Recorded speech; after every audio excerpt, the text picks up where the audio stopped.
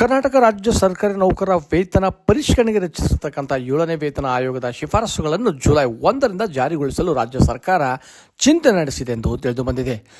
ಗುರುವಾರ ನಡೆಯತಕ್ಕಂಥ ಒಂದು ಸಚಿವ ಸಂಪುಟ ಸಭೆಯಲ್ಲಿ ಈ ಕುರಿತು ಚರ್ಚಿಸಿ ಜುಲೈ 1, 2024ರಿಂದ ಅನ್ವಯವಾಗುವಂತೆ ಪರಿಷ್ಕೃತ ವೇತನ ನೀಡಲು ಕ್ರಮ ಕೈಗೊಳ್ಳಲಾಗುತ್ತದೆ ಎಂದು ತಿಳಿದು ಬಂದಿದೆ. ವೇತನ ಪರಿಷ್ಕರಣೆಗೆ ಕುರಿತು ಅಧ್ಯಯನ ಮಾಡಿ ವರದಿ ಸಲ್ಲಿಸಲು ನಿವೃತ್ತ ಮುಖ್ಯ ಕಾರ್ಯದರ್ಶಿ ಶ್ರೀ ಕೆ ಸುಧಾಕರ್ ಅವರ ಅಧ್ಯಕ್ಷತೆಯಲ್ಲಿ 2022ರ ನವೆಂಬರ್ 19ರಂದು ಆಯೋಗ ರಚಿಸಲಾಗಿತ್ತು.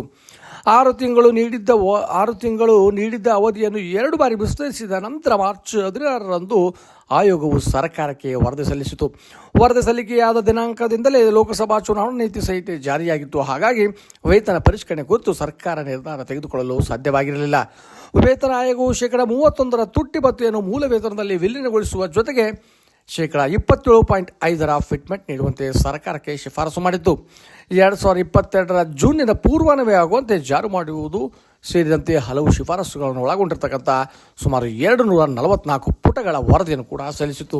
ಹಾಗಾಗಿ ನಾಳೆ ನಡೀತಕ್ಕಂಥ ಸಚಿವ ಸಂಪುಟದಲ್ಲಿ ಈ ಬಗ್ಗೆ ಸ್ಪಷ್ಟವಾಗಿರ್ತಕ್ಕಂಥ ಆದೇಶ ಹೊರಡಿಸುವ ನಿರೀಕ್ಷೆ ಇದೆ ಎಂದು ತಿಳಿದು ಬಂದಿದೆ.